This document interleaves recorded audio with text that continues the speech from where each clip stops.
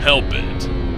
From wisdom teeth, the muscles left over from our simian days, we count 15 human body parts that serve little to no purpose. Number 15. Appendix. The appendix is a small pouch found between the small and large intestines. It once played a role in digestion, as primitive humans ate largely plant-based diets. This narrow muscular tube helped the large intestine digest cellulose. It was also thought to produce small amounts of white blood cells. Nowadays, our diets consist mostly of KFC and other animal proteins, so the appendix has been made redundant, like disc-based media. It's like the MySpace of your digestive system. It's there, but it doesn't really need to exist anymore. Though that is putting it nicely. If your appendix becomes inflamed and infected, it can cause appendicitis and rupture. So in addition to being useless, it's also a ticking time bomb. MySpace is useless and DVDs are obsolete, but at least they don't kill 300,000 Americans a year like the appendix does. If you try hard enough, you can still sell a DVD player, but nobody on the black market's gonna buy an appendix. I say that, but there's probably somebody out there that really wants another appendix, and it's probably for reasons that we don't want to know.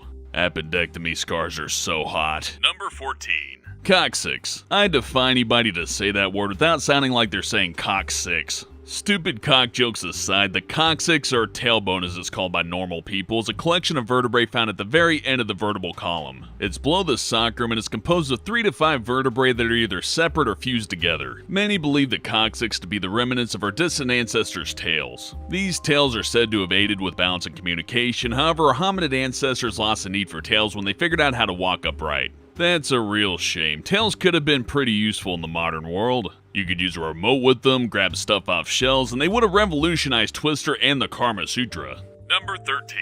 Female vas deferens and male uterus. This double entry doesn't occur in all humans, which proves how unnecessary they are. During the first several weeks of pregnancy, fetuses are gender neutral. What would become the sperm ducts in males instead become the oophoron in females, which is basically a cluster of useless dead end tubules near the ovaries. In similar circumstances, a remnant of an undeveloped female productive organ hangs off the male prostate gland. This vestigial mutation is considered the male uterus and it's completely useless. Which frankly, people should be grateful for, because I don't see how you're gonna push a baby out of your prostate. It'd be like the Incredible Hulk just ripping his way out of a giant hot dog. Number 12. Paranasal sinuses.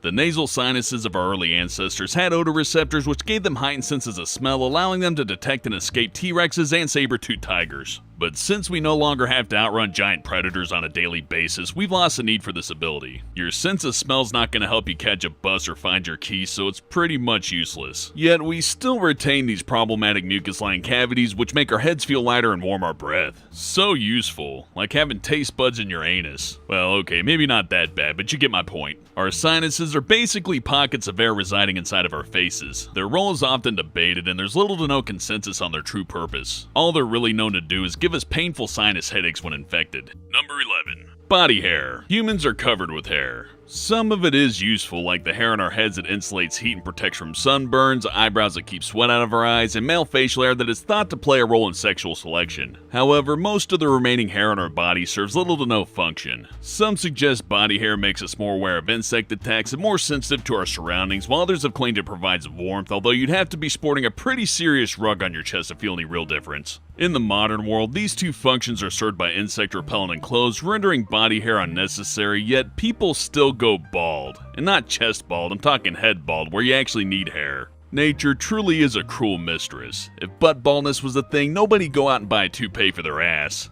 I don't know, maybe Bigfoot would. I don't think Chewbacca would though, I think he'd just own it, make everybody look at his big bald Wookiee ass. Number 10. Plica semilunaris. You know how cats and reptiles have those kinda cool but kinda gross third eyelids? Well, so did humans once upon a time, and we still sorta have them. The tiny folded fragment of our third eyelid is known as the plica semilunaris. In addition to being a word that's almost impossible to find the correct enunciation for, it can also be found next to our tear duct. Though at this point, it's basically an evolutionary leftover that plays no role in our survival and has no effect on our vision. If it wasn't so damn tiny, it would play a marginal role in tear drainage and sweeping debris away from the eye. Though if I had my choice, I'd take a tail over that. Second pair of eyelids is pretty lame. Number 9. Auricular muscles and Darwin's tubercle. Anterior, posterior, and supraauricular muscles are the muscles surrounding the outer ear. Some animals use them to swivel their ears towards the direction of a sound, but since humans can't do this, they serve no purpose. Wiggling our ears around is a pretty neat party trick, but it probably won't contribute to our survival as a species. Another vestigial feature of the ear is Darwin's tubercle. It's a small fold of skin, a thickening of the helix that appears on 10% of people's upper ears. It's thought to be a remnant from when we had larger shaped ears that could swivel. Number 8. Subclavius muscle. This small muscle stretches under the shoulder from the first rib to the collarbone. It plays a small role when we depress our shoulders, but it would be a lot more useful if humans still walked on all fours. Interestingly, some people have one subclavius muscle, others have none, and a few overachievers have two. Clearly, this is a non-essential muscle if so many get by without it, but I still kinda want to check to see if I have two just for bragging rights. Hey baby, you ever seen a guy with two subclaviuses? I can depress my shoulders all night. Number 7. Male nipples. All human fetuses develop nipples before they develop their gender. This is why males have them. They're a holdover from when we weren't sure which team we were going to be put on. Although it's rare and a little bit disconcerting, men like women have mammary glands and they're technically capable of lactating. Men can also develop breast cancer too, so you might want to give your tits a squeeze once in a while just to be sure you don't have it. You know what, just squeeze everything, it's nothing to be ashamed of. Just don't do it in public. Then again, there's really no stigma against man titties, so I guess go ahead and squeeze away in public all you want. Though it is kinda unfair to women, which is why the hashtag Free the Nipple campaign was created to protest a double standard. Nipple politics aside, male nipples are practically without function. They're just a sensitive, useless aesthetic trait. Though I think that big muscle guy who brags about how big his nipples are might disagree with that opinion. Number 6. Paramidalis muscle. The paramidalis is a tiny triangular muscle that attaches to the pelvis in two places. It's pouch-like and thought to be a relic from when we were pouched marsupials. This is another disappointing evolutionary development. I mean, think of the additional storage we'd have if we had pouches. Pockets and clothes would be unnecessary and women wouldn't have to store things in their cleavage. The paramidalis muscle is absent in 20% of the population. Sometimes it's absent on only one side or sometimes both. It makes no difference though, as the lower end of the rectus will just become proportionally larger to compensate. Number 5. Palmaris longus and plantaris muscles. The palmaris longus is a long, narrow muscle that runs from the elbow to the wrist and is missing in 11% of humans. It may have once been important for hanging and climbing, but now it's just harvested by crazed surgeons for reconstructive surgery. The plantaris is another holdover from our simian days. Primates use this muscle to grasp things with their feet. It's often mistaken for a nerve by medical students and has disappeared altogether in 9% of the population. Finally, our fifth toes are pretty much useless. Lesser apes use their toes to grasp and cling to branches, but humans who walk upright only really need their big toes to balance. Commence shit-flinging, creation versus evolution debate now. Nerd fight, nerd fight, nerd fight, nerd fight, nerd fight, nerd fight, nerd fight! Number 4. Vomeronasal organ. The vomeronasal or Jacobson's organ is found in the olfactory system of amphibians, reptiles, and mammals. It's a non-functioning, specialized sensory system in the nose used to detect chemicals and pheromones. A tiny pit on each side of the septum is lined with non-functioning chemoreceptors. It's believed that the organ was used in primitive days to attract members of the opposite sex. Nowadays, we just talk and play stupid head games and spend time and money on preening and at the gym and on cosmetics, and we use in personal dating apps like Tinder. God, that's depressing. Can we just bring back the old pheromone system? Number 3. Tonsils. Tonsils are said to be the body's first line of defense against inhaled or ingested pathogens, but like the appendix, they're better known for becoming infected and waging war against your own body. In fact, it's so easy for tonsils to become inflamed that many opt to have them voluntarily removed. Proven benefits to keeping your tonsils? 0. Proven dangers? Many. I'd say that makes it a fairly useless member of Team Human Body. Number 2.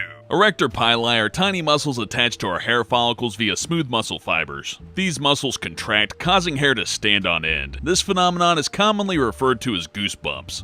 In most species, goosebumps occur in response to fear or extreme cold. When the erector pili activate, they force hair to stand up, making animals look larger and more intimidating. Like the pufferfish, this defense mechanism is used to deter predators from attacking. Goosebumps also force fur to stand on end, trapping hair between the follicles to provide insulation. These are all useful functions, except humans don't see any of the benefits. We aren't covered by fur, so goosebumps don't make us any warmer or look any larger. They actually just kind of make us look pathetic. Number 1.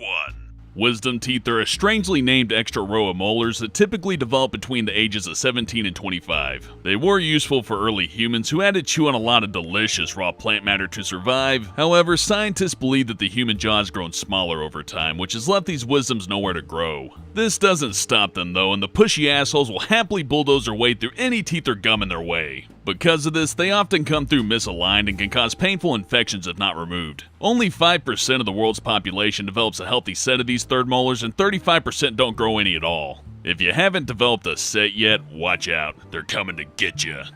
Thanks for watching, and I'll see you next time.